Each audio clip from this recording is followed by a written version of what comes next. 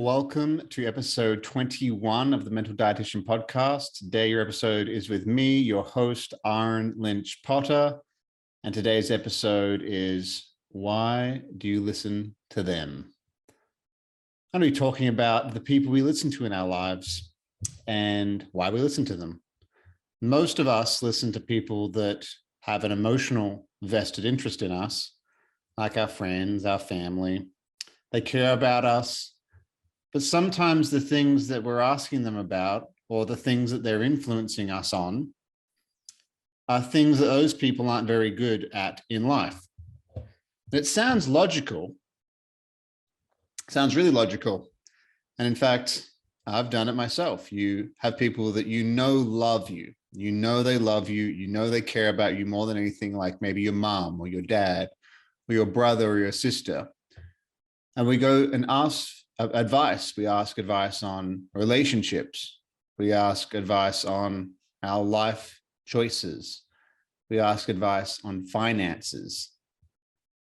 And if these people, as much as we love them, if these people don't have any fruit on the tree of whatever it is they're talking about, then we probably need to find people that have fruit on the tree.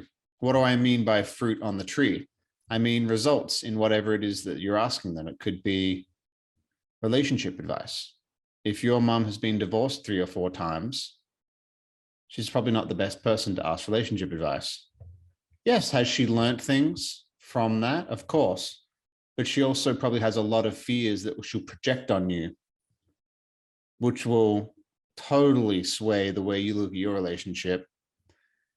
And we have to be really, really careful who we listen to. For example, if I was 300 pounds and I was giving you workout advice, would you listen to me? Probably not. I mean, if I was like 6'9", 300 pounds of muscle, but I'm not, I'm 5'10", I'm about 185 pounds.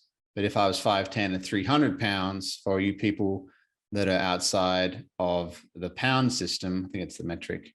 I always get which one is metric and which one's imperial.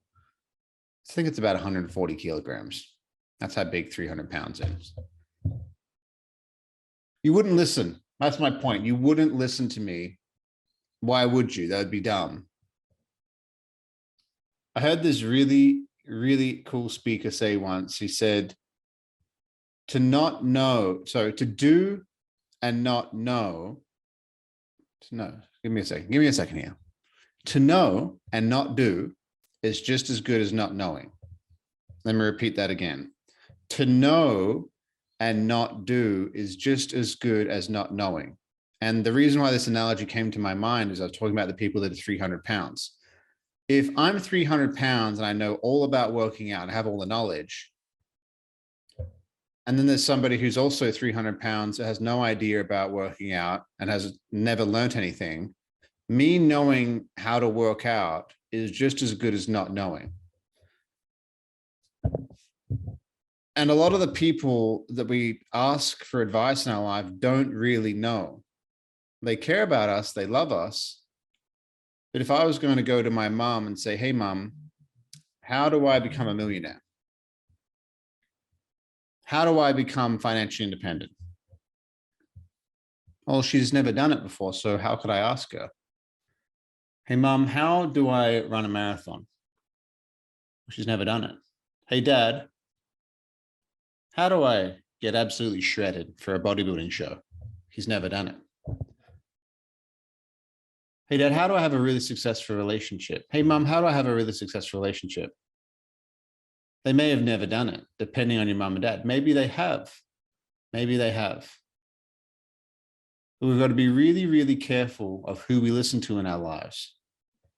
And you've got to really question yourself, why do I listen to them? Is it just because I know that they care about me and they love me? Or do they actually have fruit on the tree?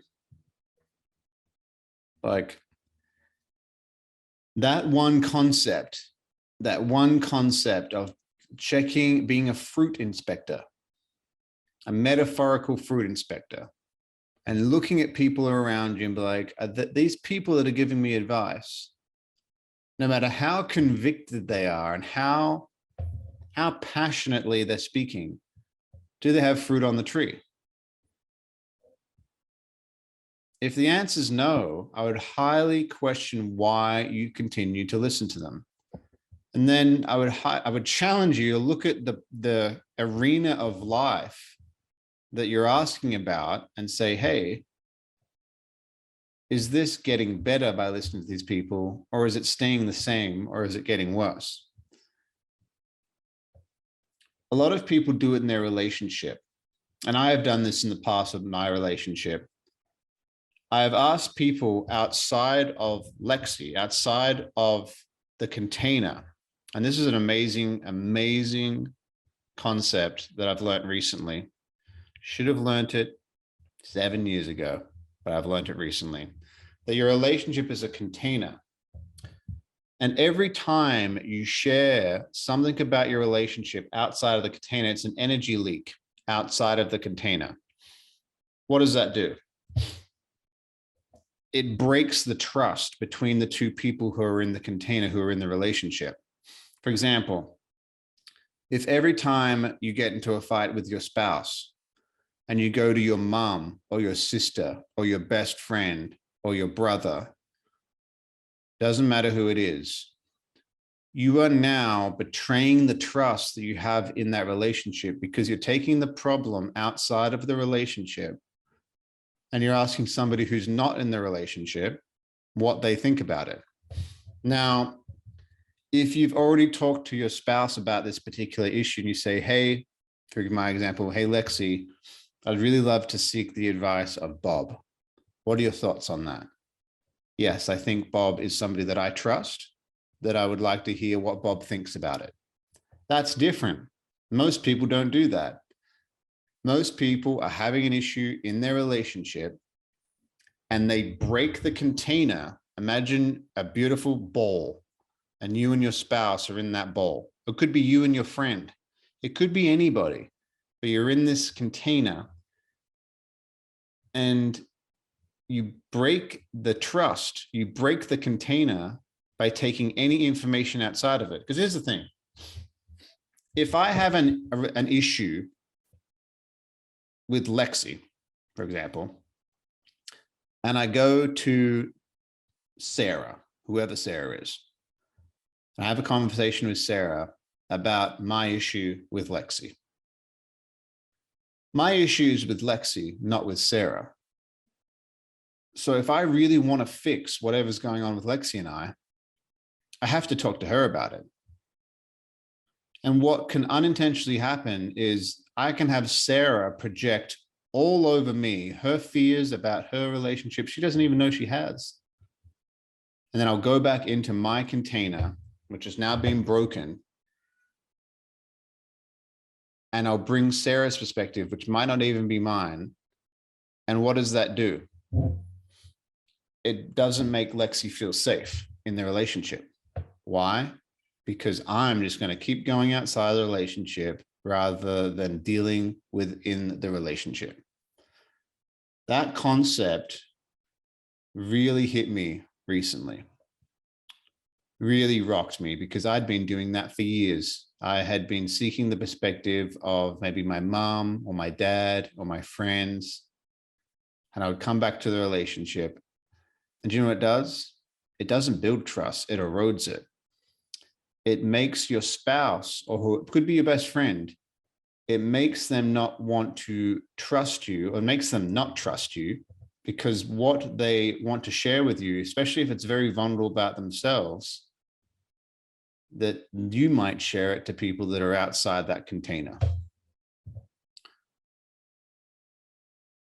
I was at a men's weekend recently, group of men, and one of the men was talking, and there was a circle.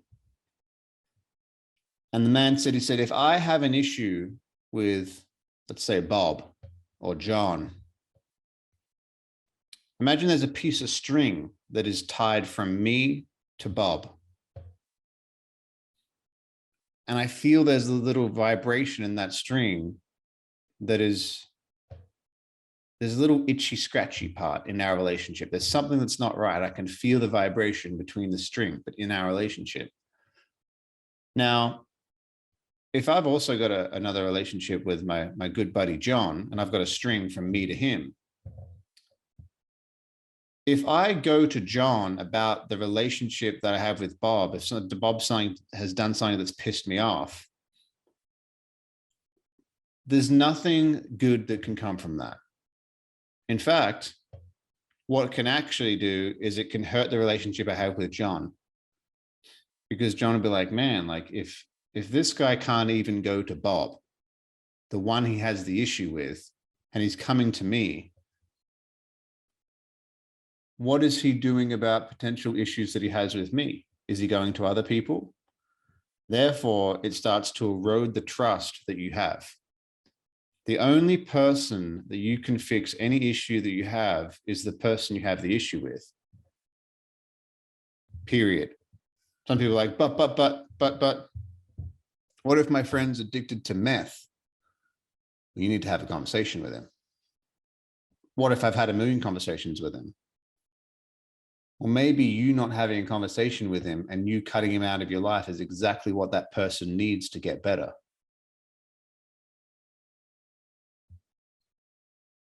If you have an issue with someone, fix it with them. And the more we go outside of that, the more we erode the trust in all of our relationships. It's like that saying, what is it? What Sally says about Sam says more about Sally than it does about Sam. It's a very interesting concept of, why do I go to the people that I go to for advice?